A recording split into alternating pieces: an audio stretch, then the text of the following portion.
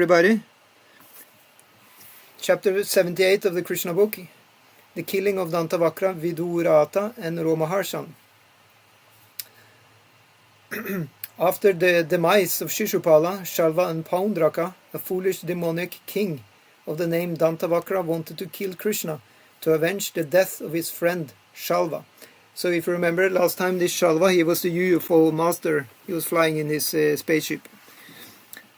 He became so agitated that he appeared on the battlefield without the proper arms and ammunition and without even a chariot. His only weapon was his great anger, which was red hot. He carried only a club in his hand, but he was so powerful that when he moved, everyone felt the earth tremble. When Lord Krishna saw him approaching in a very heroic mood, he immediately got down from his chariot, for it was a rule of military etiquette that fighting should take place only between equals. Knowing that Dantavakra was alone and armed with only a club, Lord Krishna responded similarly and prepared himself by taking his club in his hand. When Krishna appeared before him, Dantavakra's heroic march was immediately stopped, just as the great furious waves of the ocean are stopped by the beach. So this Dantavakra, he is very hot-headed right now. Because his pal Shalva was killed, and he was also a pal of Shishupala who also was killed. So in that way, he wants simply to take revenge. At that time, Dantavakra was the king of Karusha, stood firmly with his club and spoke to Lord Krishna as follows. Should I try to mimic a demonic voice, or should I just read normally? Feel free to do whatever. Okay, I think I'll spare my voice, and I'll spare you also by just reading normal. I can try and read a little louder, because I think this Dantavakra is a very proudish person. It sounded like the ocean. Yeah. It is a great pleasure and fortunate opportunity, Krishna, that we are seeing each other face to face. My dear Krishna, after all, you are my maternal cousin, and I should not kill you in this way. But unfortunately, you have committed a great mistake by killing my friend Shalva. Moreover, you are not satisfied by killing my friend. I know that you want to kill me also. Because of your determination, I must kill you by tearing you to pieces with my club. Krishna, although you are my relative, you are foolish.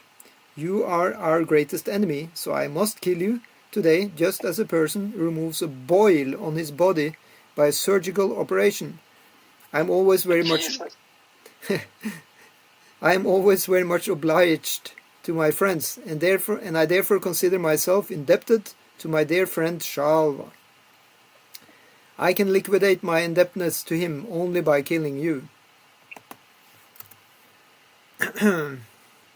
As the caretaker of an elephant tries to control the animal by striking it with his trident, Dantavakra tried to control Krishna simply by speaking strong words. After finishing his vituperation, he struck Krishna on the head with his club and made a roaring sound like a lion. But Krishna, although struck strongly by the club of Dantavakra, did not move even an inch, nor did he feel any pain. Taking his Kaumadaki club and moving very skillfully, Krishna struck Dantavakra's chest so fiercely that Dantavakra's heart split in twain. As a result, Dantavakra began to vomit blood. His hair scattered and he fell to the ground, spreading his hands and legs. Within only a few minutes, all that remained of Dantavakra was a dead body on the ground. After the death of Dantavakra, just as at the time of Shishupala's death, in the presence of all the demons standing there, a small particle of spiritual effulgence came out of the demon's body and very wonderfully merged into the body of Lord Krishna. So if you remember when Shishupala was killed, Shishupala then went out of his body as a light, and he entered Krishna's body. You know where on Krishna's body he was entering? No. He was entering into his leg, his foot. I thought it was in somewhere else, but okay. Yeah, so Dantavakra had a brother named Vidūratha, who was overwhelmed with grief at Dantavakra's death. So in this way you can see how these demons are operating. They always want to avenge, their killed friend or brother or something. It's the same thing in the beginning of the demon history. Then you had this demon, Hiranyaksha, and he was killed by the boar incarnation of Krishna. Yeah. Was it like all these demons, are they somehow related all the way to Hiranyaksha? Yeah, they are. Because they're the Daityas. It's a lineage of demons, as father as son. Yeah, and so the brother. Yeah.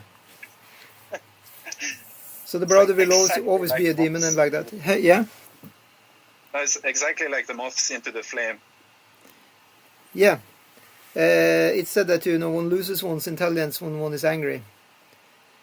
So all of these demons apparently they have a lot of anger, more than the usual person. And they consider their own kith and kin to be like themselves, and they want to protect their honor by killing somebody who hurt any relative in revenge.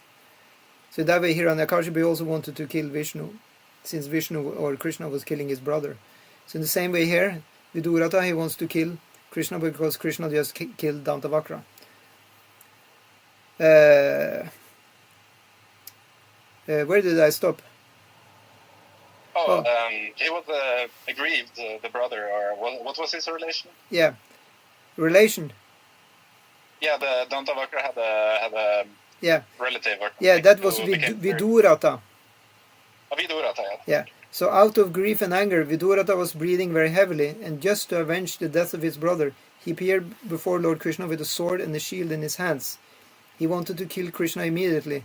When Lord Krishna understood that Vidūratha was looking for the opportunity to strike him with his sword, he employed his Sudarshan chakra, his razor-sharp disc, and without delay cut off Vidūratha's head with its helmet and earrings. So very often we are hearing these details, that he has the earrings. Yeah. So it means that this is done with style, with class, this kind of battles that they had in the old days. If you see the paintings made of these battles, all the people are looking very good, They have nice haircut, nice gold, ornaments. I didn't want to intrude earlier, but I noticed that always all the enemies of Krishna, they're very polite when they speak to him, or I feel like there's sometimes they like talking highly of him while they're dissing him. Dantavakra was actually very polite to Krishna. He said, "My dear Krishna." Yeah, but this is the way they do it, because they have a lot of class. They are very aristocratic people. So in that way they're speaking very nice. They all knew Sanskrit, by the way. These are not the ordinary street man.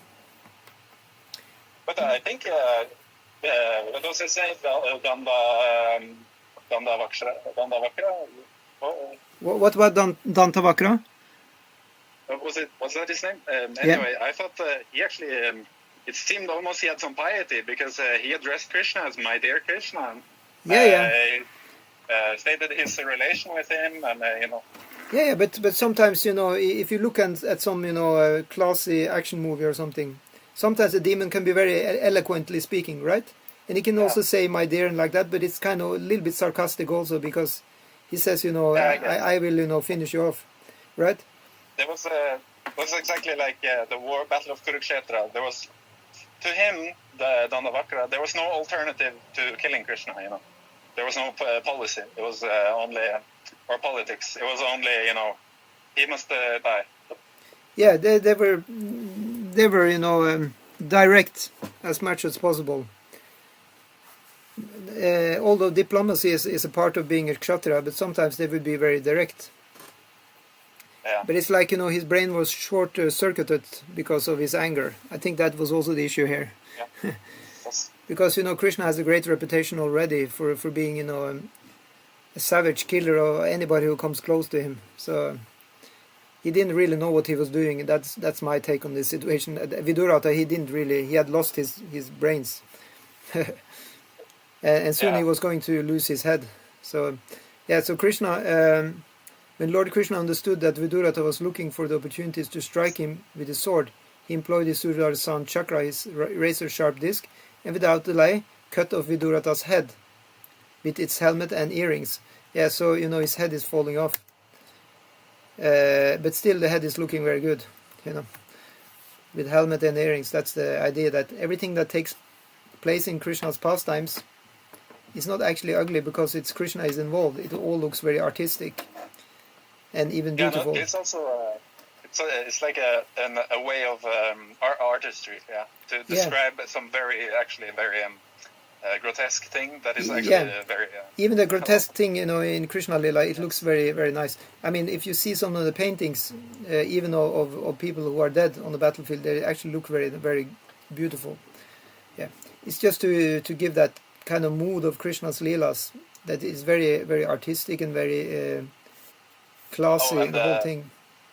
And also, if everybody looked that good when they were dead, I think everyone would be doing war, if you know what I mean. Yeah, especially exactly. So people were very eager to have war, actually, and all of them they were sure to go to Svarga, the heavenly planets, because of fighting in such a dharmic war. They all knew they would go to heaven, so it was no problem. I think they really excel these stories and scriptures in transliteration. Is that what it's called? Essentially, being able to describe all these things and using metaphors so expertly. Just like the Dantavakra was stopped by Krishna, exactly like the ocean is stopped by the beach. Exactly. Stuff like that. And the Mahabharata is just full of it. It's like sometimes when I read Mahabharata, because I try to read Mahabharata from cover to cover, from book 1 and all the way through book 18. I came halfway, but sometimes I have to double speed my reading through these, fighting scenes, because it's just so much descriptions. And sometimes I think, is it really necessary? But then again, if you actually take time to read them, they actually all make sense. So they were very equipped, in literary devices. Oh, yes. And people are still today, if you read a good book today, they still are, So why not in the past? I don't know, I feel like they kind of are losing their touch a little bit, almost in popular, at least. Well, at least now, now they start getting... Everybody's starting to become lazy, and then they just employ AI to do it. Yeah. And the result is that it becomes very flat, the whole thing. The AI is not able to, compose something new yet. It's not, as far as we agreed right now, the AI is not living. It's not alive. It's just chewing out, I mean, it's just chews, all the information and spits out something that's already been done in just a slightly different combination. Yeah. But isn't that always the case, though? That we always, when we do something wonderful, we are borrowing, the capacity from someone else somewhere else. Well, nothing has everything has been done before, if you look at it in that way. Yes. According to Shastra, there is nothing new under the sun, because everything is just rotating. Samsara means there was never any beginning, actually. That's the thing. Yeah. It's just always going on. It's just matter being combined in different ways since ever. Yeah. Anyway, so in this way, after killing Shalva and destroying his wonderful airplane, and then killing Dantavakra and Vidūratha, Lord Krishna at last entered his city Dvarka. So we're not done with the killing, but for Krishna's part we are done with the killing. Now Balaram is going to have the next. It would not have been possible for anyone but Krishna to kill these great heroes, and therefore all the demigods from heaven and the human beings on the surface of the globe were glorifying him. Great sages and ascetics, the denizens of the Siddha and Gandharva planets, the denizens known as Vidyadharas, Vasuki and the Mahanagas, the beautiful angels, the inhabitants of Pitralok, the Yakshas, the Kinnaras and the Charanas, all showered flowers upon him and sang songs of victory, for his victory in great jubilation. Should we take a little time to just go through these different species, or clans, or races, or whatever you call them? Who are the Vidyadharas? So these are some kind of angelic beings. The problem is that I don't see a really big distinction between all of these. From the descriptions I've been reading, they seem to be quite alike. And sometimes I have a suspicion that They are just different words used on the same people, actually. But these Vidyadharas, they have some magical powers, okay, and they like to do some seva for Lord Shiva.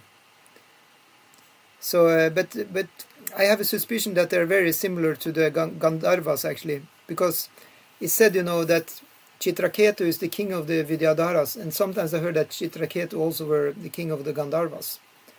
So whatever, they're up there. And the next ones, they are called the Vasuki. So Vasuki is the snakes. Yeah, you heard that Vasuki is the ruler of the snakes, right? He's the, they used Vasuki to churn the ocean of milk. So he's a pretty sturdy snake. He can take a lot. Yeah, he's very, very thick. So I guess that there is a whole race coming from him of snakes. Yeah. So in that way, he's a divine snake. Yeah. And then you have the Nagas. Wasn't it Nagas? Mahanagas. So that's the great snakes. So that's, probably just another race of snakes. But it's said that they have their own planet down there, Nagaloka. Yeah. And they are, very mystically adept people. And they are apparently lightning down there because the sun cannot reach in the lower planetary systems. But they make somehow or other light there by having some mystical jewels on their hoods, which are giving off this artificial lightning. And then the beautiful angels, they're also called the Kinaras. Yeah, so they're pretty much like you see in Disney movies. I'm just joking, but they're described to have sometimes wings, so they will probably be like those you hear about in other religions. Sometimes you hear of a whole administration of angels, like in the Abrahamic religions. Is it correct? Yeah, because I always thought that like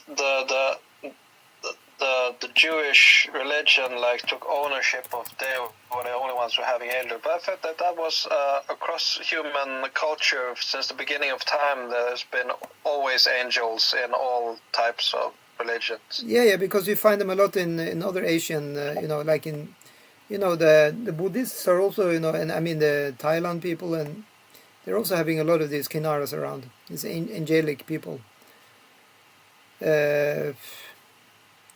Yeah, so anyway, they're everywhere, really. And what more do we have? Was it the Rakshasa? Oh, yeah. And the first, the Pitrilokas. So they're called the Pitris. Oh, Pitri. Ancestors? Yeah, ancestors. So I don't know if you've seen the movie Mulan, but that movie is like the perfect example because they clearly show how they think and how they, I guess, what's it called? How they make intelligent decisions as ancestors. They're always worried about, the family and having good son and this kind of thing, right? Having a good son. Yeah. Yeah.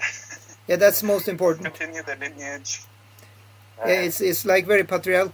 If you go back in time, it's very patriarchy everywhere, really. But not everywhere, actually. You see, sometimes it's said that... Kita literally means father, right? Yeah, Kita. but you see that sometimes in the history of humanity and religion, sometimes the women are also taking like a more leading role in some cultures. Yes. Even in the Vedic culture. For example, in Norwegian culture. Yeah. What did you say in Norwegian culture? I say in Norwegian culture, both during, the women always had to be able to take care of the farm or the children or everything that was the property and stuff. So they, and also as the Vikings, they were also in battle and so they've always been vital for survival in Norwegian culture. 100%. Everybody. I mean, obviously, the kingdom couldn't go on if you don't get a next. You need to have people being created to continue lineage. But I mean, yeah, but they're not just baby machines. No. But I mean, what I was going to say is that as mothers, they've been revered all over the world for having that role, and sometimes they've been regarded higher than the father even. I mean, or the male, you can say, figure. So that's why you have a lot of mother worship also on the planet. Yeah. And in India, still actually that's 50% of all the worship to deities. I mean, to gods is to the female gods. But anyway, back to the text. Where were we now? Okay, so in this way, after killing Shalva and destroying his wonderful airplane, and then killing Dantavakra and Vidūratha, Lord Krishna at last entered his city Dvarka. Okay, so how far did I read? We went through all these different races. So anyway, now I'll go down and just go here to decorating the entire city very festively. The citizens of Dvarka held a great celebration. And when Lord Krishna passed through the city, all the members of the Vrishni dynasty and the heroes of the other dynasty followed him with great respect. These are some of the transcendental pastimes of Lord Krishna, the master of all mystic power, and the Lord of all cosmic manifestations.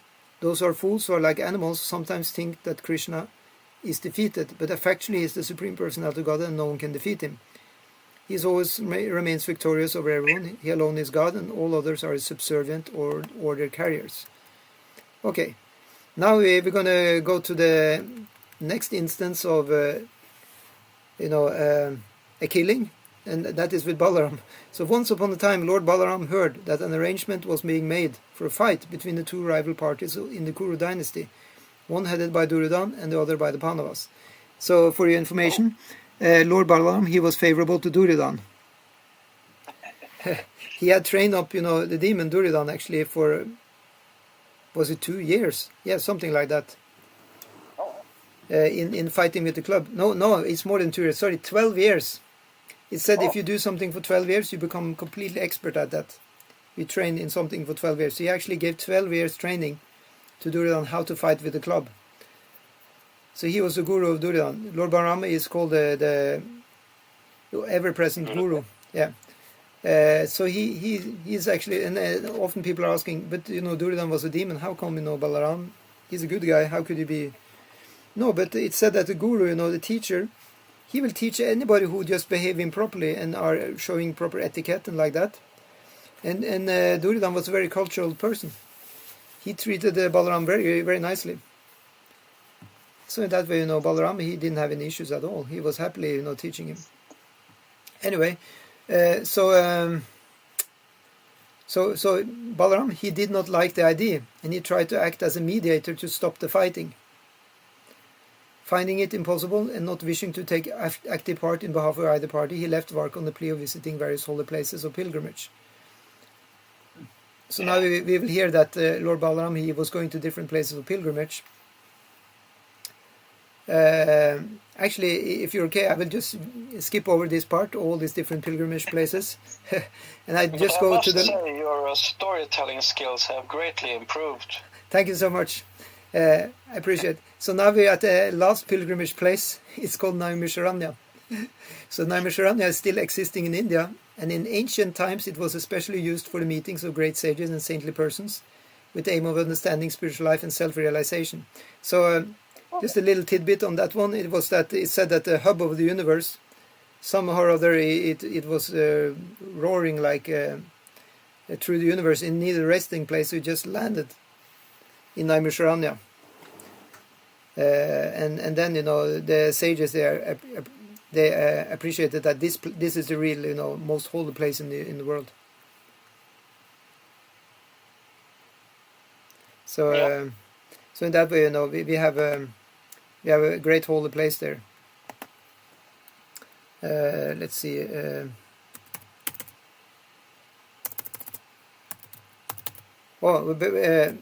By the way, I'm sorry I didn't ask you yet. Do you have any comments or questions?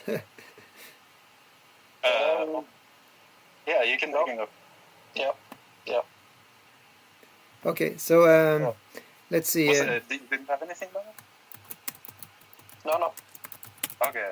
It's just I thought there was another. It was I guess Balaram needed an excuse to go on pilgrimage. He kind of to avoid, the conflict between the Pandavas and the Purus. Yeah, he needed just to do that, just to avoid, getting fed up too much, with what was going on. Isn't it like that in life? Say, for example, in your house, if you have several family members or whatever in the house, and they're doing stuff which you are not really into and you don't want to get into it, you just go for a walk, maybe for even several hours, or maybe you even go somewhere else for a few days, Go get some to the store, get the milk. Yeah, right, So in that way, Balaram, he is also showing an example of how to do. Yeah, so... I guess it's in accordance with the matter of, or in relation, how much affection he has for the parties, He's showing also he doesn't want, the conflict, so he just, takes some distance. Exactly. So this also shows that we don't necessarily need to poke our nose into everything. We can just stay out. So anyway, so Balaram, so he visited that place. And at that place there was a great sacrifice being performed by a great assembly of transcendentalists. Such meetings were planned to last thousands of years. So we are in the end of Dwapara Yuga. So they knew that Kali Yuga was approaching, so they thought, let's make some auspicious fire sacrifices. But in the Bhagavatam, it said that the only result they got from all these fire sacrifices was that they're getting, black in the face by all the salt. So they found out, let's instead have the Jnana Yaga. Let's recite, the Puranas. That's a better idea. So actually they invited this Romahars and Sutta there. After having all these fires, they invited the great speaker of the Puranas. So he was sitting there actually, having a class when Balaram arrived. Yeah. When Lord Balaram arrived, all the participants in the meeting, great sages, ascetics, brahmanas and learned scholars, immediately arose from their seats and welcomed him by great honor and respect. So, they knew who was approaching. They knew Balaram. Everybody knew him. He was the most famous person. Some offered him respects by standing up and then paying obeisances, and those who were elderly, great sages and brahmanas offered him blessings after standing up. After this formality, Lord Balaram was offered a suitable seat, and everyone present worshipped him. So they took out, the ghee lamp, they washed his feet, all these things. Even in the assembly, everyone in the assembly stood up in the presence of Balaram because they knew him to be the Supreme Personality of Godhead. Education or learning means to understand the Supreme Personality of Godhead. Therefore, although Lord Balaram appeared on the earth as a Kshatriya, all the Brahmanas and sages stood up because they knew who Lord Balaram was. Unfortunately, after being worshipped and seated in his place, Lord Balaram saw Romahars, the disciple of Vyasadeva. Vyasadeva is the literary incarnation of Godhead. So he saw that Romahars was still sitting on the Vyasasan. He had neither gotten up from his seat nor offered him respects. Because he was seated on the Vyasasan, he foolishly thought himself greater than the Lord. Therefore he did not get down from his seat or bow down before the Lord. Lord Balaram then considered the history of Romahars. He was born in a Sutta family, or a mixed family, born of a Brahmana woman and a Kshatriya man. So, for our information, Romahars, that's why it's also called Romahars Sutta, or Sauti, or something like that, because he's in the Sutta family. And Sutta means it's a mixture between Brahmana and Kshatriya. And they have, said they generally have two occupations. One is to be charioteers for Kshatriyas, and another one is to also recite the scriptures. So he was having that occupation to recite the scriptures. For example, you have another one which also was called Sutta, was actually Karna, the greatest fighter. So this Karna, he was the son of... Actually, he was the son of the sun god, but since he was put out in a basket, because the sun god came and visited Kunti, and she didn't want to acknowledge that the sun god had come to her before her even getting married. She got to know Karna by conception with the sun god. So anyway, so she just put Karna out in the basket, and Karna was picked up by a charioteer and his wife. So in that way he was also called a Suta. So in that way he's now criticized by Balaram for having the audacity to sit there and recite scriptures without respecting Balaram.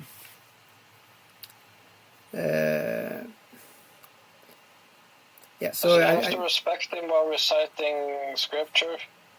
Yeah, he is respecting him by reciting scripture. It's true, So this is actually said, that when you recite scripture, you should just sit there and do it. But Balaram thought there should be some exception in that way. So Lord Balaram, he did not like the audacity of Romaharsan, and becoming very angry at him, declared from his seat, "This man Romaharsan is so impudent that he has accepted a higher seat than that of all the respectable Brahmanas present here, although he was born in the degraded Pratiloma family." So just a little detail also, that at that time, when people were sitting on the Vyasasan, it was a very, very elevated seat. And the reason for that, I think I explained previously also, you didn't have a mic. So your voice had to go travel a long way, and to sit very high, it helped, so that people way back could hear you, right? So that way, it said that he was sitting on, everybody who was speaking, the scriptures were sitting very high up, probably maybe even several meters, Yeah.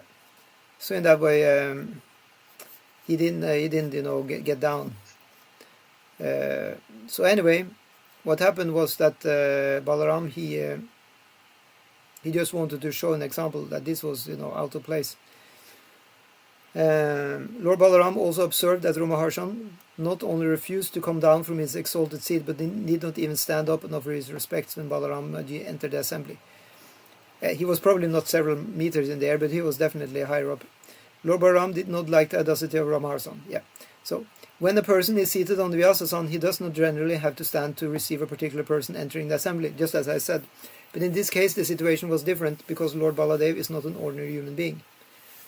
Therefore, although Romaharsan Sutta was voted to the Vyasasan by all the Brahmanas, he should have followed the behavior of the other learned sages and Brahmanas present, and should have known that Lord Balaram is the Supreme Personality of Godhead. So actually he knew, because he knew all the Puranas, right? So of course who Balaram is. Respects are always due him, and even though such respects can be avoided in the case of an ordinary man. The appearance of Krishna and Balaram is especially meant for re-establishment of the religious principles. As stated in the Bhagavad Gita, the highest religious principle is to surrender to the Supreme Personality of Godhead. Srimad Bhagavatam also confirms that the topmost perfection of religion is to be engaged in the devotional service of the Lord.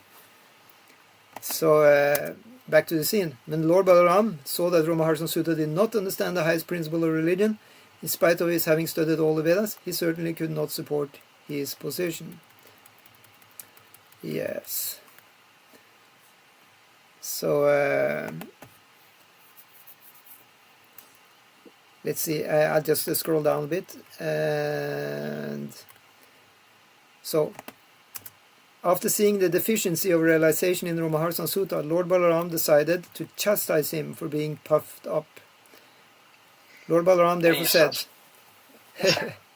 "This man is liable to be awarded the death punishment, because although he has the good qualification of being a disciple of Lord Vyasadeva, and although he has studied all the Vedic literature from this exalted personality, he was not submissive in the presence of the Supreme Personality of Godhead." As stated in Bhagavad Gita, a person who is actually a Brahmana and is very learned must automatically become very gentle also.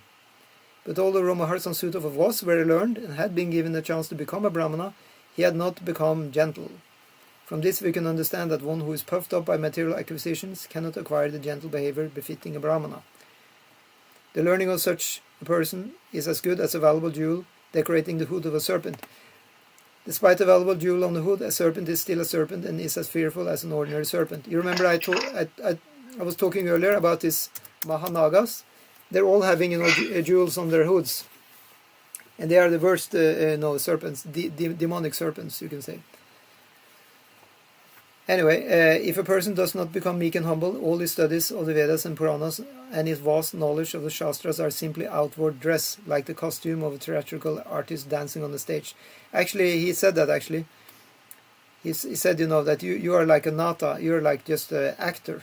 Lord Balaram, he said to Romahars. Lord Balaram considered, I have appeared in order to chastise false persons who are internally impure but externally pose themselves as very learned and religious. My killing of such persons is proper to check them from further sinful activity. So actually the sages, they thought that Lord Balaram was going a little too hard on Romahars. They will say that afterwards. They couldn't really stop him because he's very powerful. So he said there now that Lord Balaram had avoided taking part in the battlefield of Kurukshetra, and yet because of his position as an incarnation, the re-establishment of religious principles was his prime duty. Considering these points, he killed Romahars Sutta simply by striking him with a kush of straw, which was nothing but a blade of grass. It's just like an ordinary... it's a piece of grass you have to get from Asia. But everybody who's doing like fire sacrifices like that, Vedic sacrifices, they need to have this straw, because it's used in the sacrifice. They also make sitting mats from that. So he just... have human sacrifices back in that time? No, they didn't really do that. Well, there are some exceptions. There is one mystical story where they did, but that human, he was saved, Otherwise, human sacrifices, yes, it has been done, but it was done as a form of black magic. It was never done by the Vaishnavas or devotees of God. It was done by this, tantrics, left-hand tantrics. So I also believe that there is a couple of instances. They say that Vikings were doing that in Sweden. They found also remnants of human sacrifice, and thus they were giving the Vikings a bad name. But I'm pretty sure that was not the majority of Vikings doing that. It was just some occasional black magic being employed by them. So anyway, no, it was never common. Only by the bad people. It may have happened. Okay, so yeah. At the death of Romahars Sutta, everyone present became very much aggrieved and cried out. What did they cry out, Christopher? Yes? Oh, alas! Yes. Alas, alas.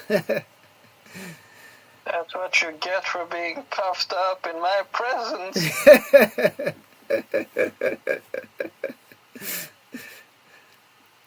But you see, there is humor in these pastimes, okay? Because you see, Balaram is God himself incarnated, yeah? So Romahars Sutta, rest assured, he is okay? He's not suffering.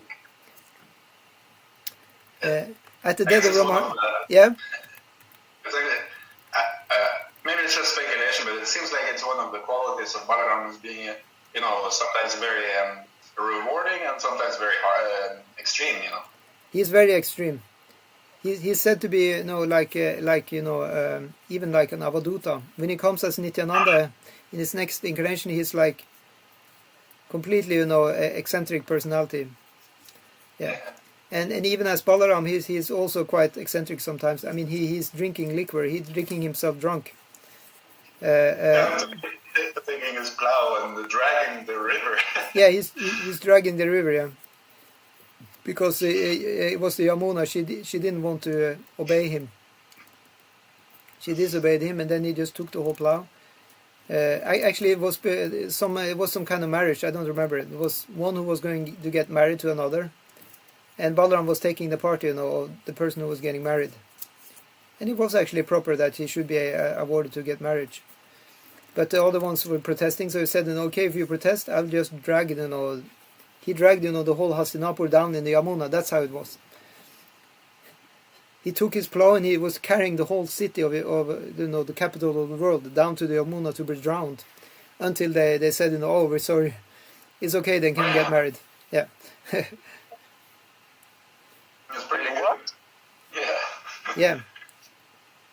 Yeah, it's. He also did it, or threatened to do it in Vrindavan when and he was drinking with the gopis, and Yamuna was like, "No, I will not come because you're drunk," and then he was threatening to use the plow. Oh, yeah, so they're two similar. Oh, yeah, that's true. Yeah, that's another account. Yeah, it's correct. Yeah, exactly. So anyway, where are we now? Let's see. Okay, so at the death of Romahar Sutta, alas, all the Brahmanas and sages present knew Lord Balaram to be the Supreme Personality of God. They did not hesitate to protest the Lord's action. They humbly submitted, "Our dear Lord, we think that your action is not in line with the religious principles." Dear Lord Yadunandana, we may inform you that the Brahmanas posted Romaharsan Sutta on that exalted position for the duration of this great sacrifice. He was seated on the Vyasasan by our election, and when one is seated on the Vyasasan, it is improper for him to stand up to receive a person. That's also what I taught, because that we're taught in Iskcon also, that when we give the class, even if the king comes in the door, you should just sit. I'm just joking. Actually, it said that we should actually get up to receive people, actually. But if you can avoid it, just to let the class go on, then it's better if somebody else do. Yeah. So anyway, moreover, we awarded Romaharsan Sutta an undisturbed duration of life. They gave him some blessings, But these blessings apparently didn't work. Under the circumstances, since your lordship has killed him without knowing all these facts, we think that your action is equal to killing a Brahmana. Dear Lord, deliverer of all fallen souls, we know for certain that you are the knower of all Vedic principles. You are the master of all mystic powers, and so on and so forth. So they just go on, pleading to him. So they say, we do not, however, suggest what kind of act you should perform to atone for killing him. We simply suggest that you adopt some method of atonement, so that others may follow your action. What is done by a great personality is followed by the ordinary man. So they say, you're actually above, all this, but please just do something as an atonement, so that other people will not think they can do the same, right? So the Lord replied, "Yes, I must atone for this action, which may have been proper for me, but is improper for others. Therefore, I think it is my duty to execute a suitable act of atonement, enjoined in the authorized scriptures. Simultaneously, I can also give this Romaharsan Sutta life again, with a span of long duration, sufficient strength and full power of the senses. Not only this, but if you desire, I shall be glad to award him anything else you may ask. I shall be very glad to grant all these boons to fulfill your desires." Yeah. Just giving them gifts. Yeah, but now you should see. I just scroll down a bit more. So the sages they knew, that now they need to act wisely, because they also don't want to destroy the plan of the Lord, because they also obviously have a scheme here. So they said, not wanting to detract from the mission of the Lord in killing Romaharsan Sutta, all of them prayed, "Our dear Lord, the uncommon use of your Kusha weapon to kill Romaharsan Sutta may remain as it is. Because you desire to kill him, he should not be brought to life again. At the same time, your lordship may remember that we sages and Brahmanas voluntarily gave him long life. Therefore, such a benediction should not be nullified." So this is also teaching that everybody is dying. It's just how life is going on. In some or other, it's God's plan. However, we cannot really understand it, but it's going on. But rest assured, according to the scriptures, everybody is getting another life after that. So life doesn't actually stop. Okay, so thus the request of all the learned Brahmanas in the assembly was ambiguous, because they wanted to keep intact the benediction that Romaharsan Sutta would continue to live until the end of the great sacrifice, but at the same time they did not want to nullify Balaram's killing him. Now let's see how Balaram solves this problem. So Balaram said, "Because the son is produced from the body of the father, the Vedas enjoin that the son is the father's representative. Therefore I say that Ugrashrava Sutta, the son of Romaharsan Sutta, should henceforth take his father's position and continue the discourses on the Puranas. And because we wanted Romaharsan to have a long duration of life, this benediction will be transferred to his son." It's said, actually in some places in the scriptures, that the son, that the father, he lives on through his son. That it's actually him in a different form. The son Ugrashrava will therefore have all the facilities you offered: a long duration of life in a good and healthy body, with no disturbances, and full strength of all the senses. Yeah, so now they just call the Ugrashrava. sent him a message, and said, "Please come, we need you to recite the Puranas now. Your father just died." So it actually didn't take long before Ugrasava was sitting there, because he was also very nicely trained up in all the Puranas by his father. Yeah. Lord Balaram then implored all the sages and brahmanas that aside from the benediction offered to the son of Romaharshan, they should ask from him any other benediction, and he would be prepared to fulfill it immediately. The Lord thus placed himself in the position of an ordinary kshatriya and informed the sages that he did not know in what way he could atone for his killing of Romaharshan, but whatever they would suggest, he would be glad to accept. So now just a comment there, and it is that in the Vedic system, a kshatriya always is taking an inferior position for the brahmanas. So that means, if the brahmanas are chastising, a kshatriya, the kshatriya is admitting, or at least he's ready to take correction, because he knows he's living only by the blessings of the brahmanas. His whole, signs of warfare, what he should do in the day, everything is given by brahmanas in the scriptures. So he is obliged to the brahmanas like that. And the brahmanas, they will always give him blessing as long as he's in line. Otherwise, they're ready to curse him. And then, the brahmana, he can just lose his whole kingdom overnight. So that's why Lord Balaram is just showing the example. Of course, Lord Balaram is not under anybody. It's just playing according to the culture. Any comments or questions? I actually have to leave now. I don't have to, but I'm kind of bored. No, we just have one paragraph left. You can just stay for that. Okay, I'll stay. You will round off. Thank you for doing these austerities. The brahmanas could understand the purpose of the Lord, and thus they suggested that he alone in a manner beneficial. No, and thus they should suggested that he atone in a manner beneficial to them. They said, "Oh, our dear Lord, there is a very powerful demon of the name Balvala. He is the son of Ilvala, and he visits this sacred place of sacrifice every fortnight on the full moon and moonless days, and creates a great disturbance to the discharge of our duties in the sacrifice. O descendant of the Darshara family, we all request you to kill this demon. We think that if you kindly kill him, that will be your atonement on our behalf. The demon occasionally comes here and profusely throws upon us contaminated impure things." So a trigger warning.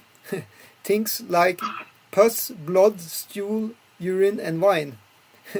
He pollutes this sacred place by showering such filth upon us. After killing Balvala, you may continue touring all the sacred places of pilgrimage for 12 months, and in that way you will be completely freed from all contamination. That is our prescription. Thus ends the Bhaktivedanta purport of the 78th chapter of Krishna, the killing of Dantavakra, Vidūratha and Romahars. So now we're actually finished. Thanks for bearing with us. Any final comments? Yeah, okay. I liked this very much. It was very interesting. But I have a TV show that I've been postponing to watch for a long time now, and I really want to see. Yeah, that's fine. Thanks for joining. We will continue inviting you as long as you like to join. Yeah, I would like to join, but I've already had a long day. Yeah. I mean, you can join as much time as you like. It's not that you have to bear with us for a whole hour. You can just join for 15 minutes at a time or whatever. That's fine. Yeah, but I usually like to hear the main point of your session before I leave. Yes, I hope we got something we can take with us home. Yeah. And that is, that's kind of what I'm thinking. Yeah, the point here is not kind of the extreme story. The point is kind of the principles that we are learning along the way. This is called edutainment. It's like a funny story which has education. Educational entertainment. Yeah, like sometimes they make nice comic movies or whatever just to teach the kids, right? Yeah, it's allegories. Yeah, so it should be taken in that way that this is for teaching us. Yeah. Super. What do you think, Christopher? I was just thinking a few things here and there along the way. I need to almost write in my own commentary, because I have so much I want to speak on it. But it's just for fun, Yeah. Just you can come up with something if you like. Otherwise, we can just. I keep to think discussion about what is correct in accordance with the Brahminical action and this and that, and leading the example. All these kinds of things, is according to scripture, is according to piety and pious activity and all this. But the summum bonum is indeed the God, So it is, he's a person, just like we are persons. But the thing is that in the spiritual world, there is no birth and death. Obviously, everything is eternal. So in that way, when the Lord comes to the material world, he can have what is called a lila. He can have a divine play. So if you look upon it like that just imagine that we were dressing up ourselves in costumes and we were like so-called killing each other and being very puffed up or whatever. It would just be good fun, right? It would just be a fun thing to do, to have this kind of extreme drama. I kind of saw a YouTube video about the Oslo Hare Krishna Center where they were dressing up like deities and dancing around and stuff. What was that? Yeah, they have done that a few times. So they are usually playing out. It looks kind of fun. It looks kind of fun. I thought it was really funny to watch. Thank you. Yeah, they did that a lot. I think it's been a while since. They should do it soon again, I hope. Usually they play stories like this. Sometimes they play a story like we just had here, actually. So they probably had some story about Krishna and Balaram or whatever. Sometimes they have from the Chaitanya Lila also. So yes, I actually found they had the script for when Chaitanya Mahaprabhu takes sannyas. Yeah, that one was very good. I saw that one. And actually, we had in Bergen also. Did you know that, Daniel? I was playing in a few of these theaters myself in Bergen. Oh, okay, cool. You can find the video should still be up. That. You can ask this, Tamal Krishna Prabhu, Thomas. He was filming and he has on his channel. Yeah. So we were playing from the Ramayana, the story of Rama and the monkeys and all this. That was quite fun. And yeah.